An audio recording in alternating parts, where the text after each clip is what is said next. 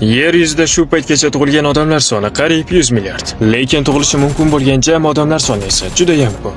Bu raqam astronomik darajada katta. O'nning 30-darajasi, ya'ni milliard, trillion. Ehtimol bundan ham ko'proq bo'lishi mumkin. Bu nimadan dalolat? Hammasi isbotlangan. Ya'ni hech qachon sizga o'xshagan, aynan siz bilan bir xil odam tug'ilmaydi. Lekin bu muhim fakt emas. Muhimi shuki, biz omadlimiz. O'limga duch keladigan bizmiz. Chunki faqat yashagan odamgina o'lishi mumkin. Tug'ilishi mumkin bo'lgan odamlarning aksariyati hech qachon dunyoga kelishmaydi. Siz tiriksiz, o'lik emas. Shunday ekan, gullarning hididan bahramand bo'ling. Quyosh chiqishi va botishi, osmonning ulug'vor go'zalligidan bahra oling.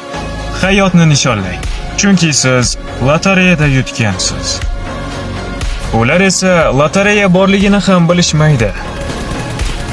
Agarda shu ham hayotni to'liq yashashga undamasa, nima bo'lishini tasavvur ham qila olmaydi.